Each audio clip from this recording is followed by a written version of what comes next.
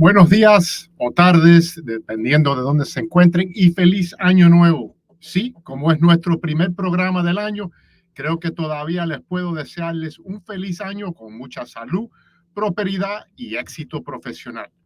Bueno, soy Ray Ruga, el CEO de FinTech Américas, y es un placer estar con ustedes hoy en este primer Inside Access del año, en el que vamos a sumergir en temas de mucho interés para la industria financiera, las tendencias para el 2024 en pagos digitales, tecnologías avanzadas y la constante amenaza de los fraudes.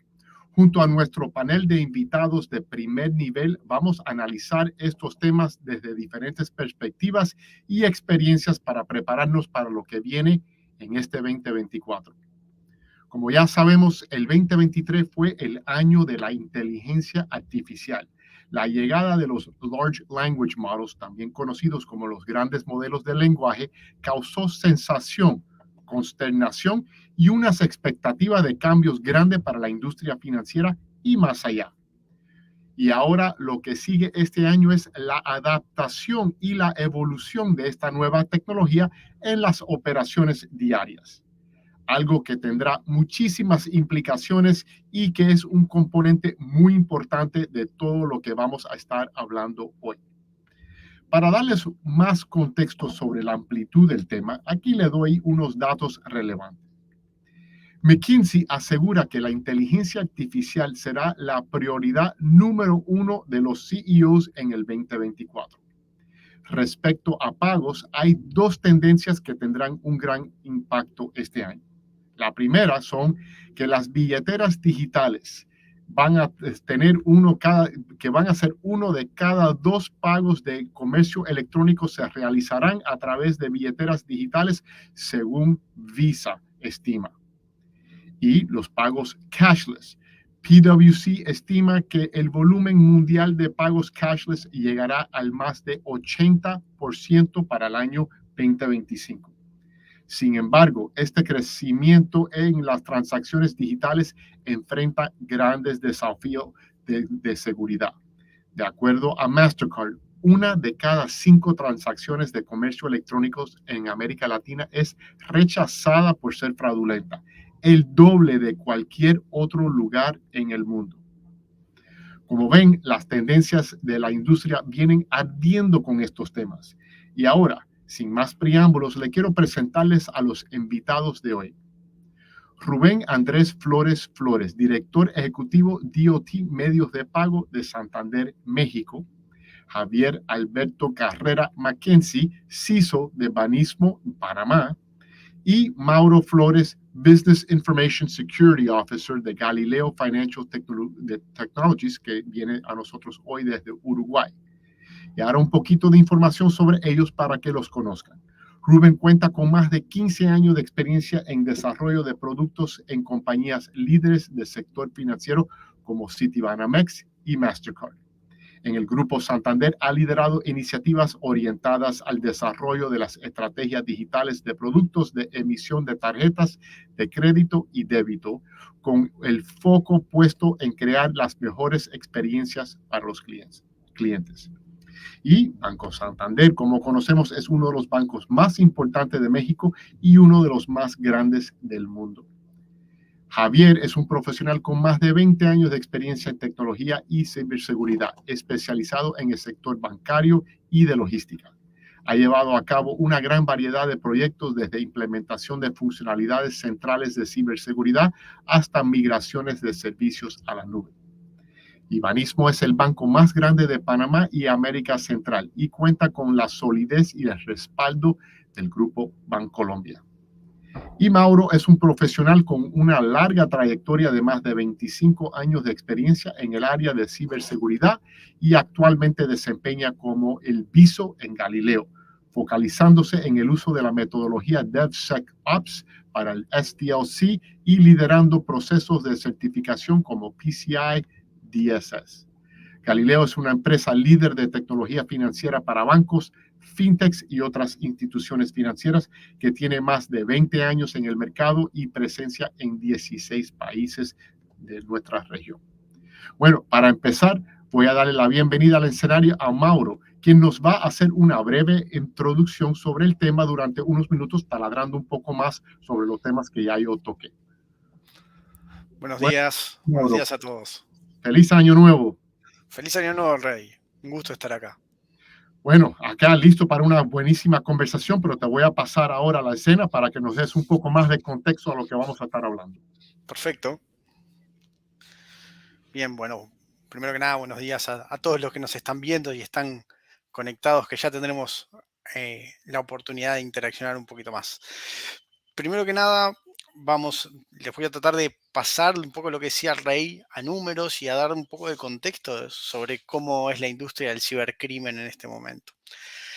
Juntando algunos números de algunas de las consultoras que hoy operan en el mundo y monitorean cómo es la evolución del cibercrimen, hay algunos datos que me gustaba destacar. Entre ellos, por ejemplo, de que el crecimiento del e-commerce, del comercio electrónico, que en realidad es uno de los principales motores de los pagos en línea y de los pagos electrónicos, ha crecido de 17.5 millones a 48 billones de dólares en los últimos años. O sea, es un crecimiento muy grande que se viene dando en lo que es el comercio en Internet desde todo punto de vista. Evidentemente, en ese contexto, los fraudes o digamos, el apetito de los delincuentes por realizar fraudes informáticos empieza a crecer de manera muy importante, ¿no? Actualmente se estima de que más o menos un 25% de los ciudadanos del mundo reciben algún tipo de intento de usurpación de identidad, ya sea algún tipo de malware, algún tipo de ransomware, algún tipo de phishing asociado a intentos de fraudes o de inicio de lo que vendría a ser una cadena de fraudes en Internet. Porque esto, ahora les voy a explicar un poquito más, pero no lo podemos ver como un hecho aislado, como cosas puntuales, sino como parte de un ecosistema que tiene su complejidad. A tal punto es así que según el World Economic Forum del año pasado, el cibercrimen se ha convertido en la tercer mayor economía del mundo atrás de Estados Unidos y China. O sea, para que podamos dimensionar un poco el volumen de dinero que estas instituciones, las voy a llamar instituciones de alguna manera, delictivas, em, acceden o tienen o producen o impactan en la economía mundial. Algunos temas para tener en cuenta sobre el cibercrimen, o simplemente para ponernos un poco en contexto, es que una de las principales características que tiene el cibercrimen es que es globalizado y que es geodistribuido. A mí a veces me gusta, como verán, ya peino alguna cana. Hace varios años atrás, quizás cuando uno tenía un fraude con una tarjeta o con algún tipo de medio de pago, normalmente estaba bastante geolocalizado. Si me robaban la tarjeta en un determinado lugar, esa tarjeta era intentada para hacer algún tipo de fraude en una zona similar. Hoy eso ya no existe más. Este, los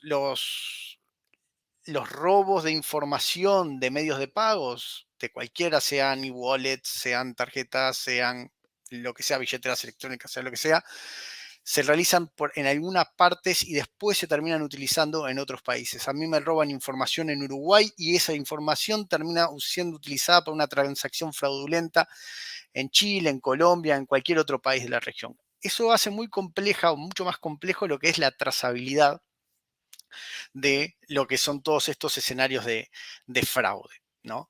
También una de las cosas que tenemos que pensar es que esta distribución del fraude también lo que generó en la industria delictiva es un mayor grado de especialización. ¿Por qué? Y porque yo antes, si yo estoy o sea, de alguna manera restringido por la geografía, yo voy a tener que tener eh, delincuentes que sepan hacer determinadas actividades en cada una de las geografías en las que yo voy a tener que trabajar. Alguien que sepa robarme una tarjeta en Uruguay para poder robar tarjetas uruguayas y todo lo demás.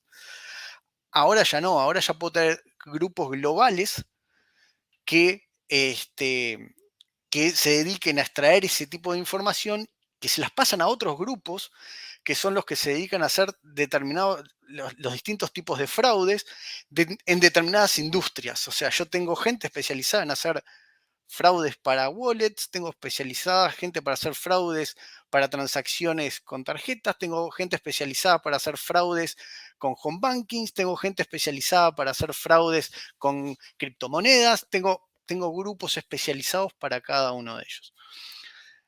Es evidente que por el volumen de dinero que mueven estas instituciones, en este momento estamos hablando de verdaderas instituciones de crimen organizado mundiales que la verdad hacen muy complejo en lo que es todo el trabajo de prevención, monitoreo y evidentemente a nivel de las autoridades del seguimiento de esas organizaciones multinacionales, porque tenés personas de distintas partes del mundo que están colaborando para hacer este tipo de fraudes. Es un poco para ponernos en contexto de lo que es la realidad del cibercrimen, de la complejidad y del desafío que nos presenta a todos los que nos dedicamos a esto, de tratar de cuidar los bienes que con tanto esfuerzo conseguimos cada uno de nosotros, los desafíos que nos presentan y las dificultades asociadas a ellos. Voy a pasar a la próxima diapositiva rapidito, en donde voy a cambiar un poco de tema, porque es otro de los temas que vamos a estar viendo, y como ya lo mencionaba Rey también, de cuáles son algunas tendencias que estamos viendo, tecnologías emergentes.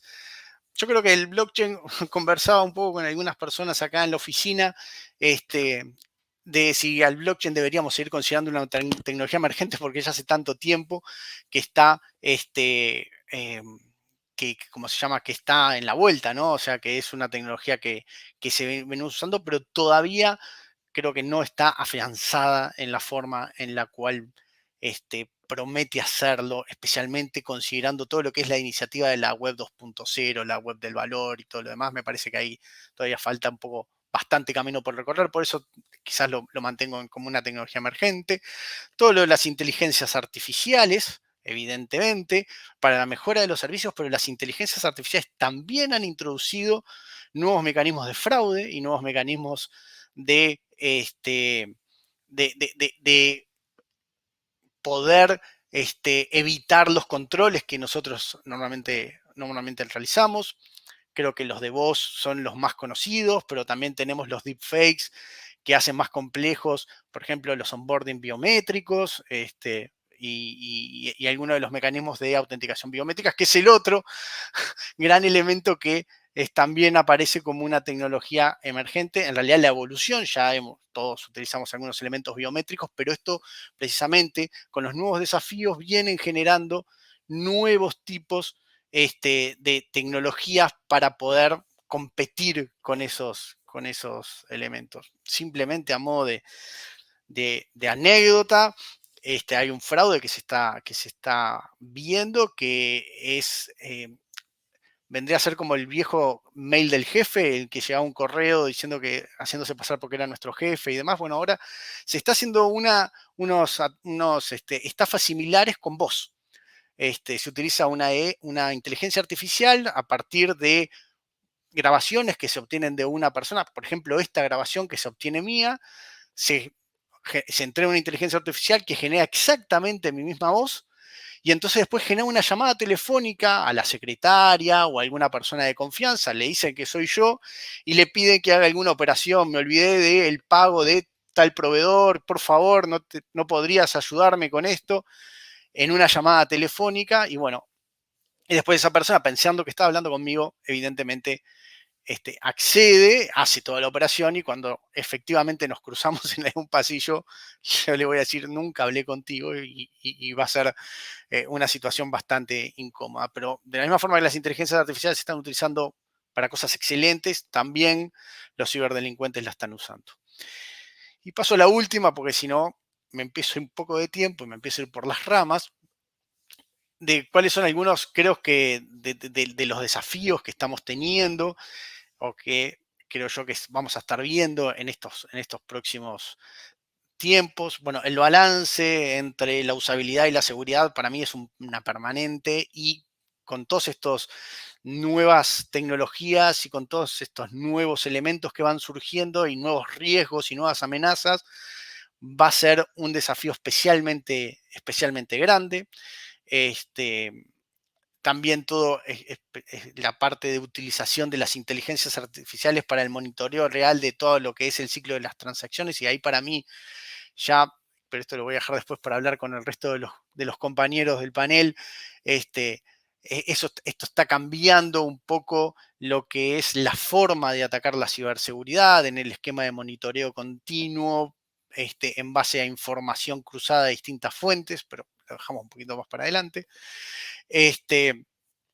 Endurecer los procesos de autenticación, eso seguro que van a ser un desafío en el futuro, y todo esto en tiempo real. Yo creo que esas son algunas de las cosas que vamos a estar viendo, que se van a estar realizando en este año que viene. Y bueno, no me quiero detener mucho en eso, pero bueno, yo creo que el lugar donde muchas de esas cosas van a estar ocurriendo es precisamente en los sistemas core de los bancos o en las interfaces de APIs de los bancos, porque ahí es donde se tiene la información, donde se tiene el contexto, donde uno es el punto ideal para tomar la decisión y además para tomar la acción, ¿no? Las acciones automatizadas, alineados con las inteligencias artificiales. Yo creo que es algo que vamos a ver, que ya se está caminando, pero me parece que en este año que viene, no sé si es una predicción, una expresión de deseo muchas veces, se va a terminar de afianzar, porque entiendo que es el camino, o es uno de los caminos para lo que son los desafíos que nos está presentando la ciberseguridad en este momento. Así que bueno, esto como pequeña introducción. Rey. Buenísimo, Mauro. La verdad, agradeciendo la presentación, creo que nos dio mucha información acá para ahora a profundizar más esto con los otros invitados. Vamos a traer a recibir al escenario a Rubén y a Javier ahora con nosotros. Hola, ¿cómo están todos? Hola, Rubén. ¿Nos escuchas?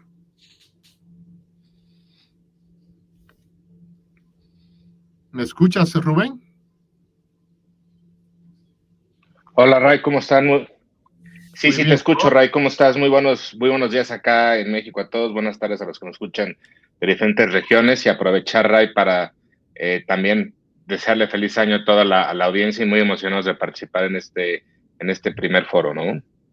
Bueno, súper agradecidos, y sé que Javier estaba con nosotros, se cayó, pero cuando enseguida que suba lo subimos al escenario. Bueno, yo creo que Mauro, de lo que presentó Mauro, uno de los temas, yo creo que lo que habla es la interconectividad de todo lo que hace la constelación del sistema financiero y bancario. Ya no se puede ver el fraude en un silo, y no se puede ver los pagos, todo está interconectado, todo trabaja junto.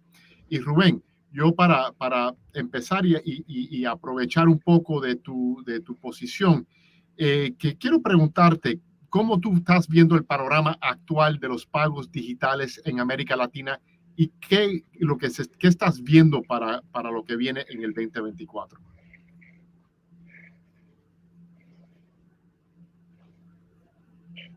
Muchas gracias, Ray. Bueno, efectivamente, la verdad también agradecer y felicitar a Mauro por la información que nos comparte, súper interesante, muy puntual y muy acertada. Mira, Ray, a toda la audiencia, la verdad es que nosotros lo que vemos es un cierre del 2023 honestamente emocionante y prometedor en materia de pagos digitales.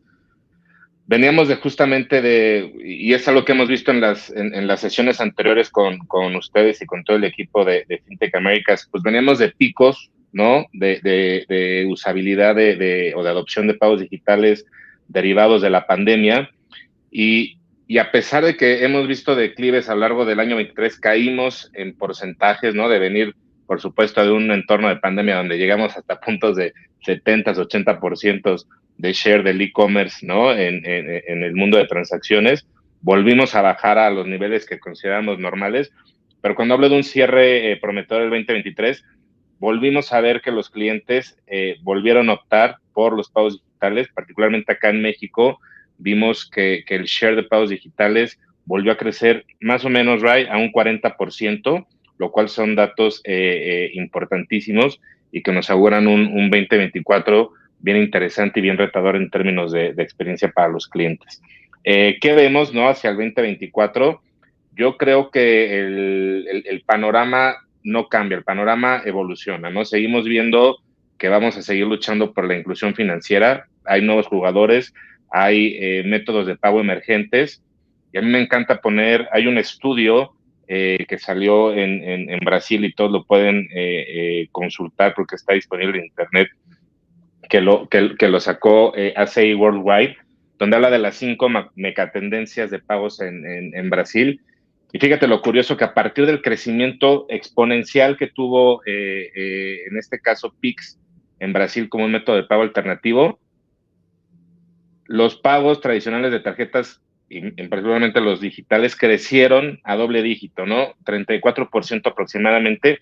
Y esto nos habla que estos pagos emergentes son una manera de darle entrada a, digamos, a esos clientes que no han podido tener la experiencia de pagos digitales. Y una vez que tienen la entrada, empiezan a adoptar métodos que yo llamo, entre comillas, tradicionales, como tarjetas de crédito, tarjetas de débito, por los beneficios que le dan a los clientes, como programas de lealtad y la propia seguridad embebida que se encuentra en todo el ecosistema, ¿no? Entonces vienen pagos emergentes.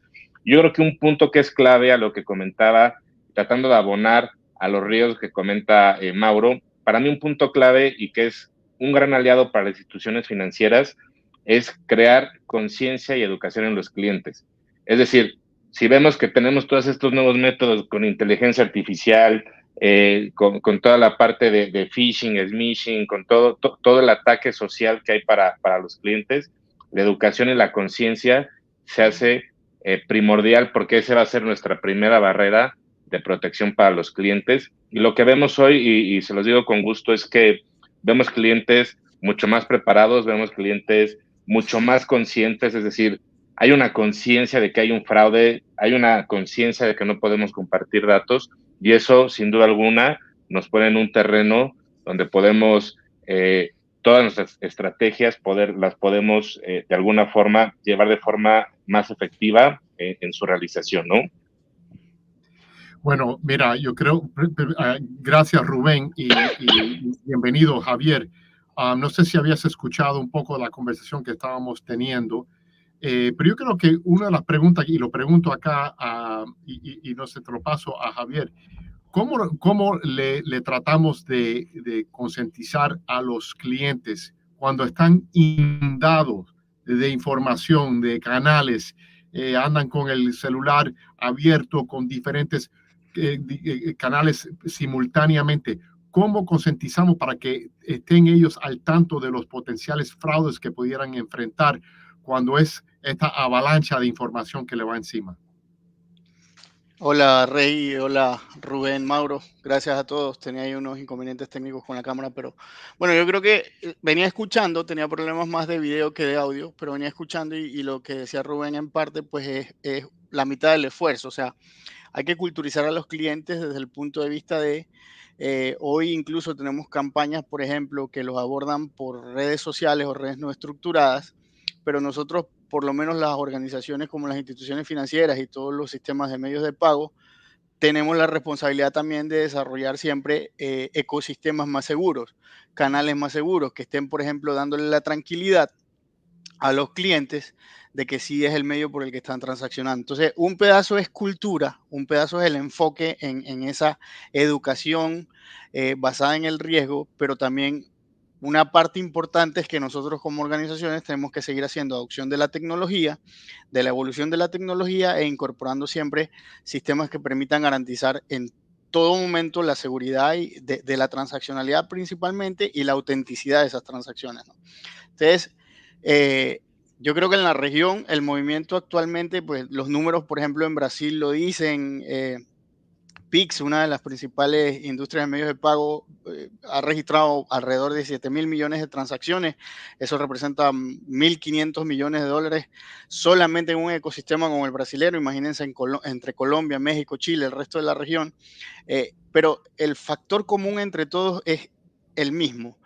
educar al cliente final y robustecer sus sistemas de medios de pago. Siempre, pues, sabemos que las marcas, las banderas, los proveedores de tarjetas, los emisores están adoptando mucho de la tecnología que está en boga y hay que apalancarnos de ese conocimiento y de las implementaciones que también ya puedan tener, ¿no? Entonces, yo creo que es corresponsabilidad, nosotros lo vemos desde el punto de vista de la corresponsabilidad, hacer la tarea de educar, pero hacer la tarea de asegurar también, Rey. Esa es mi opinión.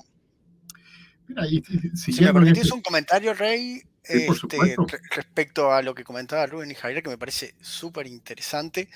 Una de las cosas que comentaba Rubén es que como que notaba una mayor conciencia de alguna forma de los usuarios. Me parece que eso también va bastante de la mano con lo que es digamos, la llegada de las nuevas generaciones, ¿no? O sea, de que las generaciones nuevas que estamos viendo, que están entrando en el mercado del trabajo, los jóvenes actuales, 20, 30 años, en esos entornos, que son los nuevos clientes de todas estas plataformas también, ya vienen con otra mentalidad, son nativos digitales, entonces eso me parece que ya empieza y la mayoría de ellos han tenido, por las buenas o por las malas, algún problema, ya sea de que le robaron la cuenta de TikTok, la de Facebook, no sé, la red social que utilizaron en el momento. Entonces hay una mayor conciencia, por un lado, por otro lado hay un mayor uso. Y un poco complementando o alineado con lo que decía Javier también, precisamente como son nuevas generaciones, me parece que hay que aproximarlas en este proceso de concientización de nuevas maneras, más alineadas quizás con el uso de, llamémoslo así, el fenómeno de los influencers ¿cómo se llama?, en temas de ciberseguridad o todo ese tipo de aproximación menos tradicional para nosotros, por lo menos, que tenemos algunos años más, que los jóvenes utilizan mucho, mucho, y que me parece que en realidad, alineado un poquito o complementando un poco eso, me parece que también es importante considerar de que la identidad digital es algo que para el procesamiento de pagos es una de las actividades que usamos, pero en realidad hoy por hoy la identidad digital ya es casi como una propiedad más de las personas que vivimos en este planeta, y entonces me parece que esa educación es una educación que se tiene que empezar incluso antes, en la etapa más liceal o escolar, sobre cómo proteger a las identidades digitales que van a estar utilizando todos esos jóvenes en el futuro durante toda su vida. Y hoy tenemos jóvenes de 15, 16 años que ya tienen su teléfono y que quizás no conocen la mejor manera de manejar su identidad digital. Bueno, mira, y creo que siguiendo en esto y hablando que no estamos hablando ya un banco, no es los sistemas de pago, está todo interconectado. La interconectividad acá yo creo que es primordial.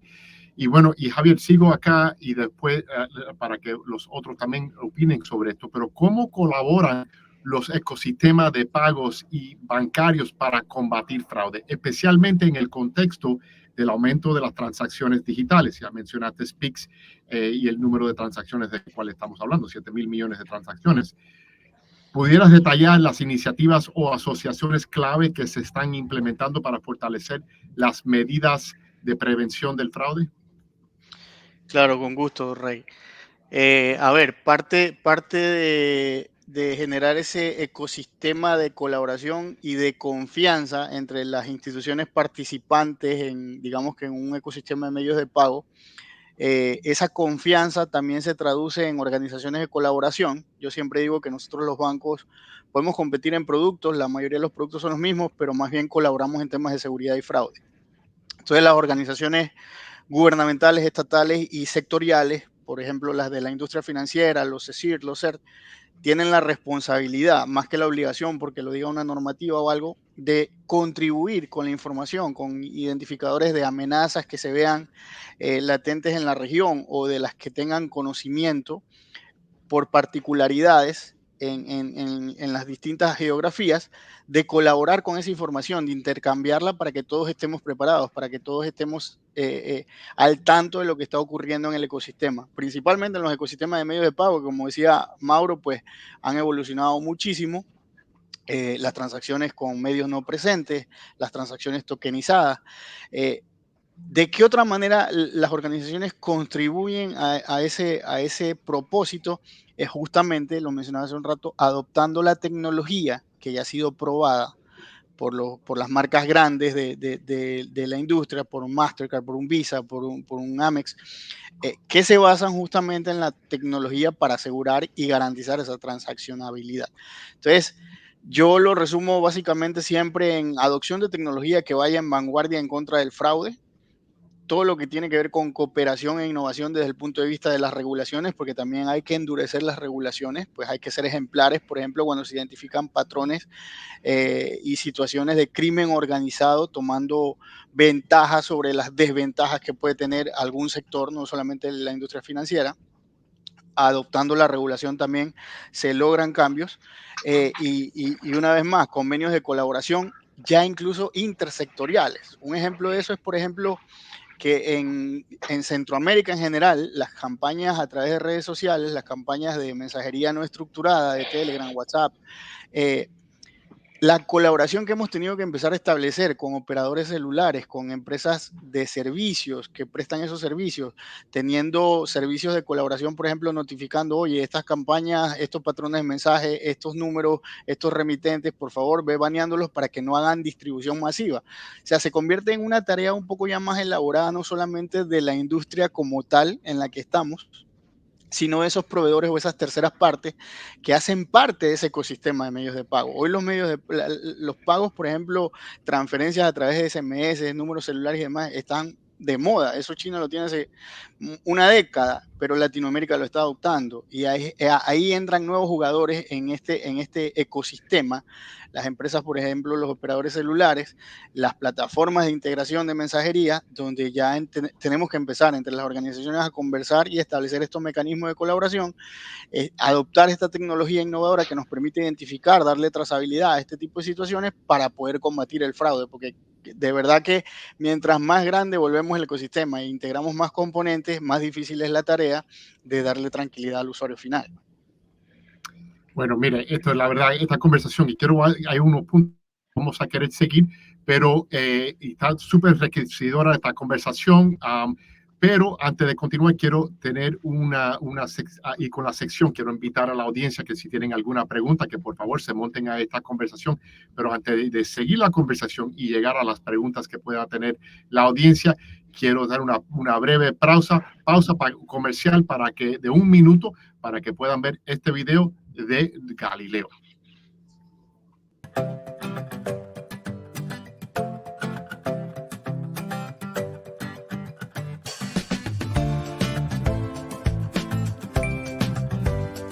Oh no, ese paquete tenía todo lo que necesitaba mañana para hacer el pastel de un cliente VIP.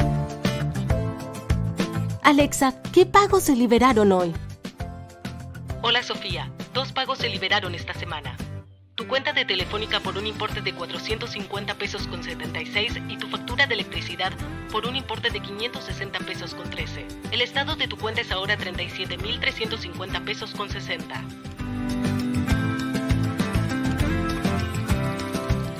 El pago a mi compañera de correos no se liberó. Vía chat online me contactaron inmediatamente con un agente en vivo quien descubrió que el número de cuenta era incorrecto.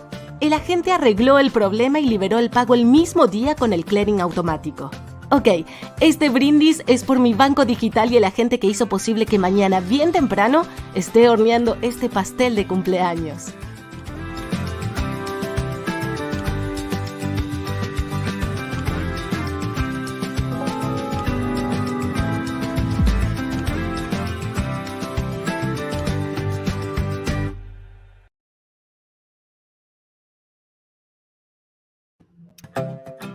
Buenísimo. Mira, y perdimos acá a Rubén. Estamos aquí en el primer programa del año. Estamos acá aquí lidiando con temas técnicos para comenzar. Pero mira, una pregunta que era donde íbamos a hablar que quería seguir la conversación. La escala de los números de transacciones que estamos hablando son gigantescos. Obviamente esto es algo que no se puede hacer manualmente, es imposible. Y aquí entonces Gustavo Macías hace una pregunta, que era una pregunta que tenía yo, que dice, primero, hola y feliz 2024 a vos, Gustavo. Dice, para el proceso de estar agregando a la lista negra estos números, dominios, direcciones de correo que menciona Javier, ¿Qué opinan de implementar inteligencia artificial para hacer esta operación automática? ¿Cómo están viendo? Y eso es a ustedes dos, a ver cómo ven ustedes esta implementación. Y una de las preguntas mía es, ¿quién mantiene esta información? ¿Cada banco va a tener su propio sistema? ¿Hay algo que se va a centralizar de gobiernos? ¿Cómo lo hacemos? ¿Cómo se va a hacer esto? ¿Y quién va a mantener esto? Y si cada uno lo mantiene para su organización. ¿Quiere Mauro arranco o arranco yo? Respondo. Ahí te menciono a ti, Javier, así que arranca tú Vamos, desde el sector industria. Hermosa la pregunta, porque efectivamente una de las adopciones pues, que son tendencia es la inteligencia artificial y el machine learning. Efectivamente, estas alternativas que yo propuse o que comentaba, pues tienen que evolucionar a patrones de aprendizaje en los que adoptemos la inteligencia para poder ir marcando o ir agregando esos comportamientos como hoy ya lo hacen sistemas, pues por ejemplo, para las listas de correo o para los sitios que están expuestos a Internet y que son de carácter malicioso. Hay que hacer afinamientos, hay que ir entrenando. Obviamente la inteligencia artificial aprende sola, pero ustedes saben que hay una gama de matices a la hora de hacer deep learning, machine learning. Entonces, hay que darles el entrenamiento y obviamente pues eso toma tiempo. Hay una curva importante ahí. ¿Por qué digo que linda la pregunta? Porque muchas veces el comportamiento de lo que sucede, tanto desde la perspectiva humana como desde las perspectivas de las redes de interacción, es lo que no se tomaba en cuenta. No se tomaba en cuenta el commuting de la gente, en dónde estaban, a qué celda celular se conectaban, si estaban siempre conectados a la misma red Wi-Fi. Esa es información que hoy en día es útil, es información que sirve para alimentar esos patrones de inteligencia y para enriquecer la toma de decisiones, como por ejemplo, colaborar con los operadores celulares y suministrar esa información. En cuanto a la pregunta de Rey de cómo se mantiene la información, eso depende de cada regulación y las geografías pues están más adelantadas en términos relativos a la protección de datos y a cómo se comparte la información de sus abonados o sus clientes. Para nosotros siempre prima como organización anonimizar lo más posible los datos que pues no sean sensibles o identificables para un ciudadano o una persona natural o un cliente del banco y simplemente suministrar la información que es necesaria para interoperar con el aliado. En este caso, pues el número celular. El único que puede identificar a una persona a través de su número celular que tiene la base de datos de abonados es el operador celular o el operador de telefonía. Lo mismo pasaría pues si alguien a mí me suministrara un número de cédula, yo puedo identificar si ese ciudadano tiene cuentas, productos o servicios con esta organización o en mi organización. Siempre la característica va a estar determinada, Rey, de cómo se almacenan o cómo se distribuyen los datos en función de la regulación de que cada industria tiene que cumplir. Básicamente la respuesta es una parte está en el operador, una parte está en el banco, otra parte está en el integrador y siempre tendremos esa disagregación de la información para que podamos cumplir todos con los preceptos que hay pues de cara a la protección de la información y a la sensibilidad que puede tener esa información más allá de cualquier tipo de transacción de la que estemos hablando. Mauro, siguiendo este tema, habías mencionado el tema de blockchain. Y una de las cosas que estamos viendo es que blockchain ya está madurando, y va a ser una herramienta importantísima para la confianza. ¿Cómo ves el rol o si hay un rol para el blockchain participar en esta cadena, que habla hacia la cadena de confianza y ayudar a proteger el sistema de pagos y bancario? Bien, primero déjame que voy a ir sobre la pregunta un poquito que hacía, porque estoy totalmente de acuerdo con lo que decías, Javier, de que va a tener que ser algo de que las instituciones van a tener que hacer en parte, pero va a tener que haber una coordinación entre todos. Y estamos hablando de una coordinación muy grande, porque recordemos que hoy mi cliente puede estar en mi país o se puede haber ido de viaje. Y entonces ya las coordinaciones empiezan a ser mucho más complejas. Y en eso esto es una visión totalmente personal, yo creo que el propio cliente nos puede ayudar en ese proceso. Porque si yo tengo una inteligencia artificial, por poner un ejemplo, que está siguiendo las redes sociales de mi cliente y mi cliente me sube de que está una foto en una playa porque se fue de vacaciones a Brasil, esa información yo ahora la puedo utilizar porque si yo veo una transacción que viene de Brasil, no la puedo cruzar con otro elemento que me dice, bueno, es razonable. Si esta persona se fue de viaje a Brasil, que venga una transacción de Brasil me resulta razonable. Sin embargo, por ejemplo, si soy uruguayo, estoy en Brasil y la transacción viene de Uruguay, sospechosa. Entonces, me parece que la propia información, eso se conoce como SINT, en la jerga de seguridad, pero me parece que la propia información que los usuarios estén dispuestos a compartir con nosotros en sus redes sociales, también la podemos utilizar para la prevención, para protegerlos mejor y para la prevención de fraudes.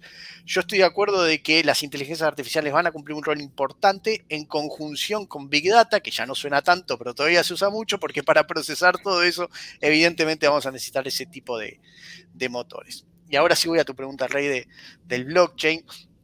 A mí me parece que el blockchain sí puede cumplir una función muy importante en lo que es la coordinación y el compartir esta información, como decía Xavier, alineado con las regulaciones y protegiendo, como siempre, la anonimicidad de nuestros clientes y de los ciudadanos en general, porque es parte de las responsabilidades que tenemos. Pero me parece que sí, que puede ser de hecho podría ser o sería razonable que fuera como que la autopista de flujo de información, ¿no?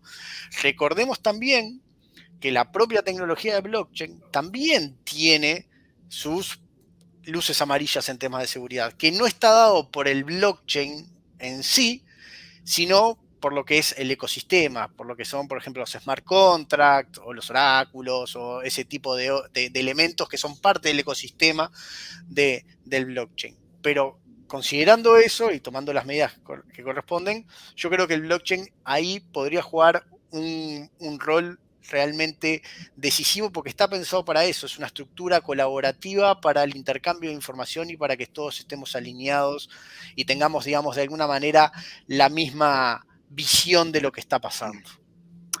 Buenísimo, Rubén, bienvenido otra vez a la conversación. Desde tu perspectiva, hemos estado hablando Gracias a todos.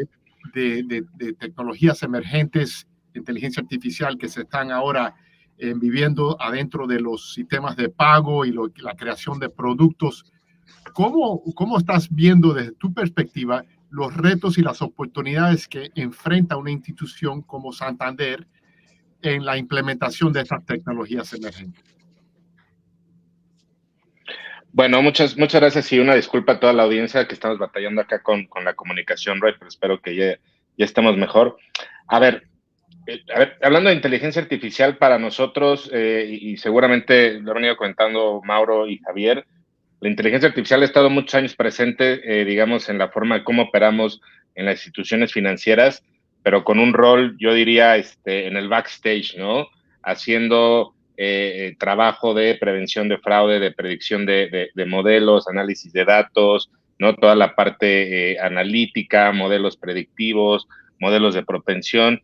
Y hemos venido trabajando desde hace muchos años en este sentido. Yo creo que el cambio que vamos a ver en este 2024 es un cambio donde, por ejemplo, la inteligencia artificial pasa del backstage al escenario, ¿no? A tener un rol protagónico y empieza a tocar al cliente, y los clientes tienen que empezar a aprender a interactuar con esta tecnología justamente en su día a día para temas de personalización, atención de cliente, chatbots, ¿no? Para poder justamente hacer algunas transacciones, solicitar pagos, etcétera. Y en este contexto, Ray, yo creo que el reto que tenemos, pues, es este cambio de paradigma, por ejemplo, en términos de cumplimiento, regulación y protección de datos personales, que al final tratamos con datos sensibles de los clientes. La regulación no está del todo preparada para que podamos adoptar estas tecnologías en un marco donde sea el camino esté trazado, es decir, tenemos que ir un poco picando piedra en el camino y encontrando las formas de poder llevar esto, pero algo muy básico, ¿no? Por ejemplo, tienes una nube, ¿no? De algún proveedor de tecnología en el extranjero y quieres llevar una tecnología a esa nube y esa tecnología procesa pagos, ¿no? O procesa, digamos, algo relacionado a la emisión de la tarjeta. Entonces, entran temas hasta de soberanía de datos porque estás llevando la información al extranjero, y eso es lo que vuelve muy complicada, digamos, la adopción. Y para los negocios que estamos buscando nuevas tendencias en cómo poder atender a los clientes de forma más fácil, más rápida y más sencilla, pues nos estamos encontrando estos retos, principalmente, yo te diría, regulatorios, porque no estamos preparados. Buenísimo. Gracias, Rubén. Mira, Javier, aquí te hace una pregunta y después se la paso a Mauro. Edison Villamagua, que pregunta, ¿cómo poder incluir iniciativas de gaming dentro de los canales electrónicos para capacitar a los usuarios en temas de ciberseguridad? Sí, ¿cómo le llegamos al cliente donde está el cliente? Si están ellos, le encantan los juegos, ¿le podemos gamify el proceso? ¿Han visto algo por este estilo? Parte de las campañas que tenemos nosotros, por ejemplo, de concientización, se basan algunas en gamificación. Gamificación de tipo encuestas. Te pasé hace un tiempo una campaña indicándote cuáles son los vectores de phishing más conocidos o qué factores son atribuibles a identificar, por ejemplo, un correo malicioso. Y en función de eso, pues sí, enganchas también. Yo creo que lo decía Mauro, tenemos un parque de clientes distinto, que esa extensión del cuerpo que es el celular es prácticamente algo que no se queda nunca en la casa. Siempre está con nosotros en todos lados, están acostumbrados a hacer todo desde el celular. Entonces la apuesta por aplicaciones móviles ultra intuitivas, la enseñanza a través de esos patrones de gamificación es algo a lo que nosotros le apostamos tanto externa como internamente. O sea, los mecanismos de concientización que utilizamos en la organización también van en ese sentido, en ese orden de ideas. Es una manera muy interactiva y muy motivante para que la gente se enganche, más allá de una lectura, más allá de muchas veces un video que lo dejamos corriendo y lo escuchamos. Los juegos tienen la característica de engancharnos y mucho va a depender pues del diseño y del premio, pues el ser humano está acostumbrado a la recompensa, que puede ser un medio muy efectivo. De hecho, se emplea mucho en el sector de industria en el que yo estoy.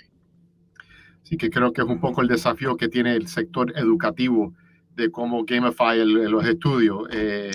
Sí, en teoría es interesante, pero mi hijo, los juegos que juega son diferentes de lo que el colegio le encantaría que jugara. Eso es el tema, cómo hacerlo suficientemente entretenido y valioso para que el consumidor lo haga con engagement. Mauro, aquí te hago esta pregunta que es de Gonzalo Manuel Valderas Durán, que dice, hola, buen día. ¿Qué riesgos aprecian de pensar o suponer que un patrón define un comportamiento? Cuando las capacidades de cómputo rebasen los patrones, ¿cómo se podría abordar? No sé si... Difícil, ¿eh? Sí, no sé si entiendo bien para dónde quiere llevar la pregunta, pero a ver, creo que hay varios elementos y por eso también hablaba de Big Data en la parte del procesamiento y la definición de patrones. Primero que nada, me parece que hay un tema con los patrones de comportamientos, ¿no? Por lo menos para mí, y que los seres humanos cambiamos de nuestros patrones de comportamiento a lo largo del tiempo. Entonces, uno de los elementos fundamentales es mantener la adaptabilidad, ¿no? En esto de cómo los patrones definen el comportamiento. Uno de los elementos fundamentales o uno de los desafíos más importantes es cómo nos vamos ayornando de lo que son los nuevos hábitos de cómo se llama, de las personas, ¿no? O sea, nosotros generamos un patrón de comportamiento que hoy puede ser razonable, pero ese patrón puede variar por distintos motivos personales de la persona, o porque simplemente con el tiempo van cambiando lo que son sus patrones y sus hábitos de uso. Entonces, hay todo un desafío en lo que es el área de inteligencia artificial, que es el cómo evoluciona esto, que como decía hoy Xavier, hay todo un proceso de entrenamiento y demás, pero cómo hago el entrenamiento continuo a lo largo del tiempo, y ahí el gran tema es cómo, o que por lo menos de ciberseguridad se plantea, es cómo hago un entrenamiento confiable, por decirlo de alguna manera.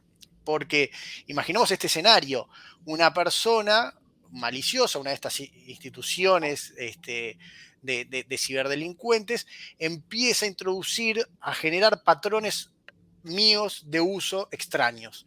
Entonces al final termino entrenando la inteligencia artificial para que reconozca el patrón de abuso como un patrón normal.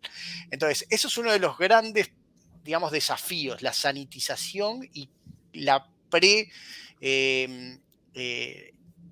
clearance de la información, o sea, cómo garantizo de que con la información con la que estoy entrenando la inteligencia artificial, efectivamente es una información sana para ese entrenamiento. Entonces, respecto a la otra pregunta de cuando las capacidades de cómputo rebasen los patrones, la verdad que yo lo que veo es que las capacidades ahí a mí me parece que la pregunta sería al revés, cuando los patrones rebasen las capacidades de cómputo y es una cosa de que estamos viendo cómo evoluciona el mundo en este ambiente, se abren así pequeñas rendijas, porque todavía están medio lejos para mí, precisamente para el análisis de patrones y demás, con la computación cuántica, pero todavía estamos un poco lejos de todo, de tener, si bien ya IBM, Google y demás tienen algunas computadoras cuánticas con algunos qubits y demás, me parece que todavía estamos un poco lejos de tener algo de que lo podamos implementar razonablemente, pero bueno, hay como que herramientas o tecnologías que se están desarrollando que podrían solucionarnos parte de los problemas que tenemos ahora de que cómo procesamos tanta información que la verdad como que no nos da el ancho de banda. No sé si contesté la pregunta realmente. Yo complemento solamente la primera parte de la pregunta porque realmente son dos preguntas muy grandes y la IA también es un capítulo muy grande. Quizá por darle ahí el empujoncito a Gonzalo, que no se anima todavía a probar inteligencia artificial en alguno de sus procesos. La IA tiene mucha aplicabilidad. Hoy está en boom la inteligencia generativa. No necesariamente ese tipo de inteligencia es aplicable lo decía bien Mauro, a la confiabilidad que tiene que tener la identificación de un comportamiento anómalo de la transaccionalidad de un usuario o de un cliente. Están las redes neuronales y están todos esos insumos que necesita un modelo de inteligencia para proponer una decisión o hasta automatizar y tomar una decisión. Entonces tenemos el perfil de comportamiento transaccional definido por un usuario que dice que yo tengo siempre $10,000 en mi cuenta y no muevo más de $1,000 al día. Lo que puedo obtener del dispositivo en el que normalmente transacciona y desde dónde transacciona. O sea, la IA es muy grande y tiene mucha aplicabilidad. Lo que hay que identificar es qué proporción o en qué profundidad yo aplico esas capas de deep learning, de redes neuronales, de inteligencia generativa, porque la última, como decía Rubén, está un poco más orientada ya a la interacción con el cliente, en base a toda la información proponerle algo que es producto de lo que yo creo que el cliente está necesitando y voy a tener un toque con él ahí gracias a la inteligencia generativa. Pero simplemente hagan los ejercicios, hagan los ensayos, porque pues básicamente de eso se trata la IA, de ensayo y error y de ir afinando y entrenando, como decía Mauro. O sea, ese sería mi comentario de cara a esa pregunta. Sí, y una cosita más, hay muchas técnicas, o sea, nosotros hablamos de IA, pero en realidad hablamos de muchas técnicas diferentes, de muchos algoritmos diferentes, de muchas formas diferentes. Normalmente, como decías, cuando hablamos de IA hablamos, bueno, estamos pensando en ChatGPT y las inteligencias generativas, pero hay muchas otras áreas de inteligencia artificial que son más específicas para distintos tipos de problemas. Entonces, la inteligencia artificial es un mundo en sí mismo, hay especialistas en eso. No es que una magic bullet que con la misma atacamos todos, sino que para distintos problemas tenemos distintos modelos o tecnologías de inteligencia artificial diferentes. Mira, aquí nos quedan unos minutos acá antes de ir al cierre y Mauricio Gómez dice una pregunta y se las voy a pasar, que a ver si nos dan una respuesta a cada uno de los nombres que ustedes están manejando, pero él dice, si bien falta políticas y regulaciones que conlleven para incorporar nuevas metodologías en IA, ¿cuáles son los proveedores de IT que consideran tienen buenos avances y están inmersos en banca, neobancos y fintech que sean referentes? Buena pregunta, la verdad es muy buena pregunta porque dentro de las pruebas o pilotos que normalmente las industrias y las organizaciones realizan, pues siempre tienen al fabricante de caso de éxito y uno normalmente no se quiere meter con el nuevo o con el que recién está desarrollando. Yo puedo hacerle un resumen muy breve a Mauricio y decirle que, por ejemplo, IBM y los temas de Watson van muy adelantados en cuanto a la composición de redes, a la toma de decisiones basada en redes. La inteligencia de IBM, pues para mí tiene una aplicación muy comercial, en tanto que la de OpenAI o las vertientes que han salido de OpenAI, incluyendo Copilot de Microsoft, están mucho más orientadas al entorno empresarial, a la ofimática y a la colaboración. Y algunas específicamente pues a los temas de ilustración y a la generación y tratamiento de imagen. Entonces, decirte que hay uno que tiene un avance significativo en todo es imposible. Cada uno ha agarrado una vertiente de especialización, como te digo, o por lo menos es lo que nosotros creemos, porque tenemos implementaciones de varias, que como muy bien decía Mauro, tienen su aplicabilidad. Entonces, no hay una bala de plata, lo dijo muy bien, no hay una bala de plata y yo voy a decir, ay, voy a hacer todo con Watson. No, probablemente con OpenAI, la cadena de asesoría o servicio al cliente, como vimos en el video de Galileo, funciona muchísimo mejor. Pero es simplemente, como decía al principio, del tema de IA, es explorar, es identificar cuál es esa vertiente o ese tipo que yo necesito y ahora sí voltearme al mercado, a la industria, a mercar, como digo yo, o sea, ok, ¿quién es el más avanzado en este tipo de inteligencia artificial? Esa sería mi recomendación, Mauricio. Sí, no sé, Rubén, si ustedes ahí en Santander hay algunos proveedores que están manejando ustedes que crees que están al frente de este tema de la inteligencia artificial. No sé si me escuchó. Bueno, mira, y aquí yo lo que sí puedo decir es que obviamente el año pasado fue el año de las plataformas, de los grandes que están poniendo la base de lo que es la inteligencia artificial, los modelos de lenguaje grandes que se están utilizando. Y lo que se está viendo, Joe Wilson de Union Square Ventures dijo que este año están esperando ellos el año de la aplicación, que ahora se empiezan a construir las aplicaciones encima de esas plataformas. Vamos a ver jugadores emergentes, pero hoy en día sí son el AWS, obviamente Google, lo Microsoft, el OpenAI, lo Anthropic, son los grandes que están ahora con los modelos y ahora empieza la carrera a construirle encima a esos modelos las aplicaciones que las industrias van a poder utilizar y traer al frente. Acá ya nos quedaron un par de preguntas, pero yo se las voy a pasar a los miembros para que las contestes y le damos la respuesta porque desafortunadamente ya se nos agotó el tiempo para hoy. Increíblemente lo rápido que pasa esto.